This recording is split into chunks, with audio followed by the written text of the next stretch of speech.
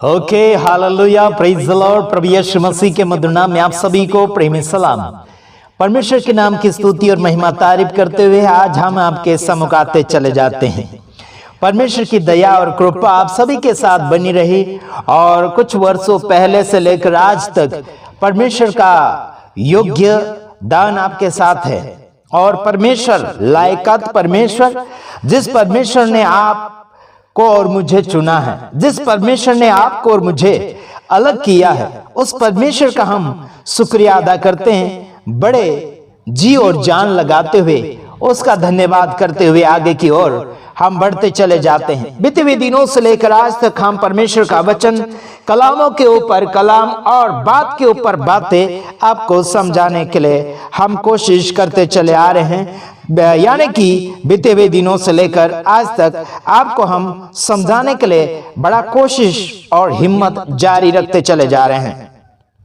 लेकिन आप सभी का इरादा परमेश्वर के वचन के ऊपर है या नहीं, परमेश्वर के वचन को मानने के लिए जीवन तैयार है या नहीं, उस बात को मद्देनजर रखते हुए आपको परमेश्वर के कलामों के साथ जीवन को जीना होगा। जैसे दाऊद राजा के द्वारा वचन पहुंचता है आपके और मेरे द्वारा, आगे पहुंचता है वचन दाऊद राजा के द्वारा।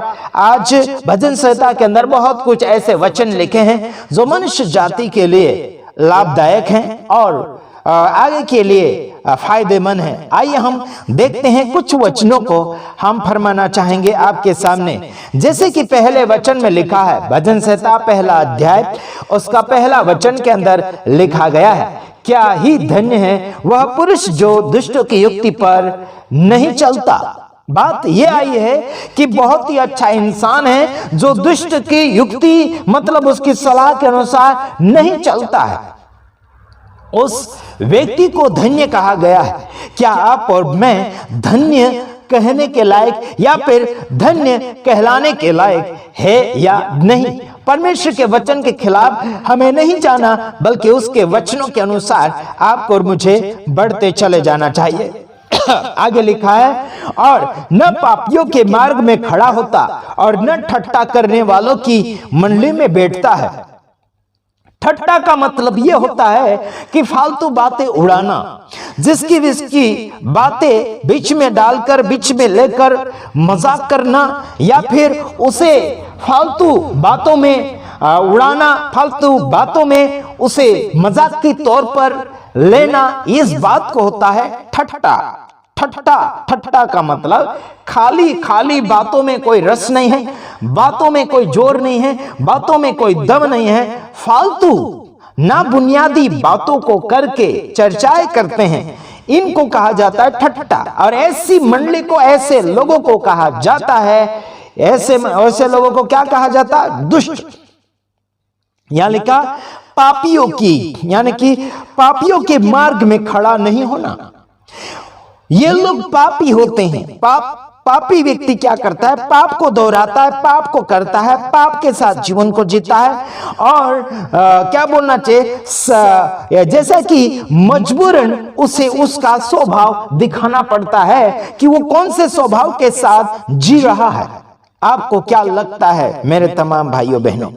यहां पर लिखा न पापियों के मार्ग में खड़ा होना, मतलब नहीं होना। सीधा सट कहा गया कि धर्मी व्यक्ति को, पवित्र व्यक्ति को एक क्या बोलना चाहिए कि जो सही मार्गदर्शन में चलने वाला व्यक्ति दुष्टों की युक्ति पर नहीं चलता और पापियों के मार्ग में खड़ा भी नहीं होता और ठट्ठा करने वाले की मंडली में, कलीसिया में बैठता भी नहीं, उससे धन्य कहा गया है। हेलो, क्या कहा गया? धन्य कहा गया उसी व्यक्ति को जो पापियों के साथ नहीं बैठता और उनके चर्चाओं के साथ हाँ में हाँ नहीं डालता।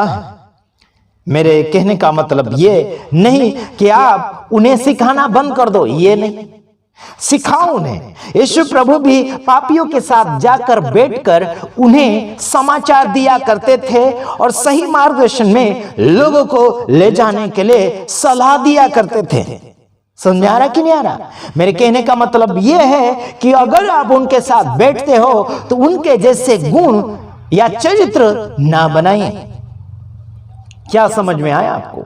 सुन लीजिएगा। आइए देखते हैं अगला वचन क्या कहता है। दूसरा वचन, परंतु वह तो यहोवा की व्यवस्था से प्रसन्न होता और उसकी व्यवस्था पर रात दिन ध्यान करता रहता है।